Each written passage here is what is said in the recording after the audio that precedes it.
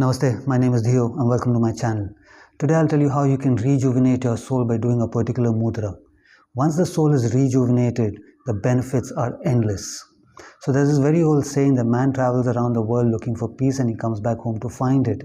It's true to a certain extent, depending on who you are, what you are. For somebody it could be meditations, for somebody else it could be swimming, hiking, traveling, name it. The list is endless what can bring somebody peace, which means healing, which means rejuvenation. So let's say now you've been working for a long period of time and you take a break for a couple of days, you go back to work with a different energy altogether. You're all excited and you go in with a pumped up energy. You're ready for it now because you're healed, you're rested, you've got your peace. So let's say now even if somebody who's not got proper amount of sleep, there's a research that says that it's as though you've been roaming around hungover in your day-to-day life if you don't have proper amount of sleep. So this is how important it is for our body to go through that rest period for it to function in our day-to-day life. But in any of these activities that you're doing, name it, whatever that you can think of, let's say something even like meditation. If you're meditating, the soul is constantly still working. It's working because now you're trying to connect your mind, body, soul to the higher sources. The soul is constantly working. Even when you're sleeping, if it is a dream, if it is a sleep where there is no dream state, that means your soul is healed. But most of the time you're always dreaming. That means the soul is still traveling, jumping timelines, having different experiences. The soul is constantly working.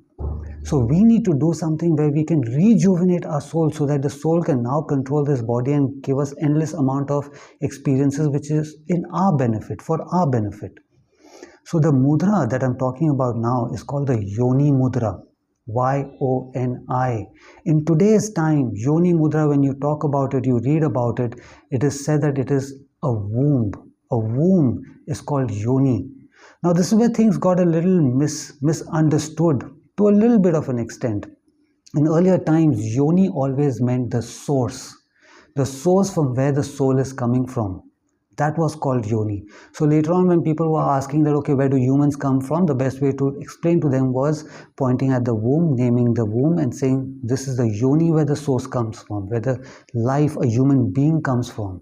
So over a period of time, people have only limited it to a womb, to a vagina, where in reality Yoni always meant the source from where we are coming from. So this entire mudra, the Yoni mudra, was also designed keeping a turtle in mind. Like when a turtle is in danger, when the turtle wants to sleep, the turtle goes back inside, head, hand, legs, everything goes inside the shell and now it's protected. So this is what a Yoni mudra is. But like I said, in today's time, it's just been limited to problems related to women's health. So if you're having irregular periods, then you hold a Yoni mudra for some time and this can cure it. If you're having problems with your child labor or birth or any of the women problems with the womb or vagina, you hold the Yoni mudra and it cures it. But that's not true. Mudras are not designed keeping a particular gender in mind.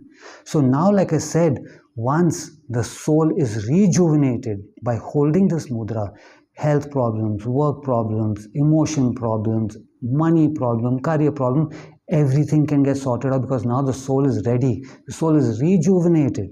Like I said, when you take a break from work, you go back with a different energy altogether. That's what's happening to the soul also. So this is the importance of Yoni mudra. Now if you Google it, like every time I talk about a mudra or a mantra, a lot of people go and research about it, which is fair enough. But then whatever you find out in the research, those people that you are doing the research from are the right people to give you the answer, not me. Anything related to what I share, I'm the right person to give you a knowledge related to it. So once you Google it, there's loads of various different types of mudras that people are doing in the name of Yoni mudra, and some have even held their hand on their face calling it Yoni mudra, but the oldest form is what I will tell you now. So this is how you do a Yoni mudra. Let's say your hands, if this is your hand is straight, both your hands are straight, you cup them. Not cup them completely where now they're like this, no, but just the tip of your fingers, you cup them. So you bring your hands together, you cup them. Your thumb, both your thumb touch each other pointing upwards to the ceiling, not straight, not like this, which you will see a lot of images, but pointing upwards to the ceiling, and then you pull your index finger down.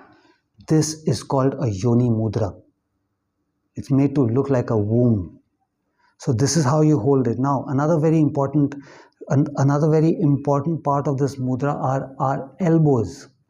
So usually whatever mudras we do, our hands are in a comfortable position, kept to the side. But in the Yoni mudra, your elbows need to be slightly pointed outwards. Not extremely out where it becomes a pain for your shoulders, but slightly outwards. This is why, because let's say now when a woman needs to give birth, her legs have to be spread.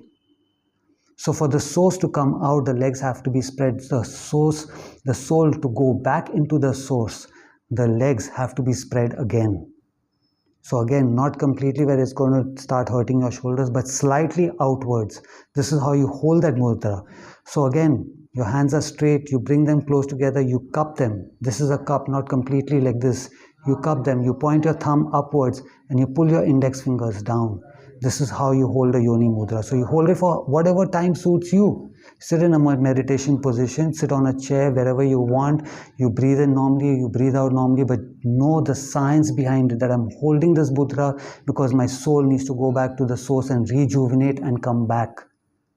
So this is how a Yoni mudra is done. I think it's important we send the soul back to the source from time to time. If you like this video, give it a like, subscribe to my channel. Until I see you again, have a good life.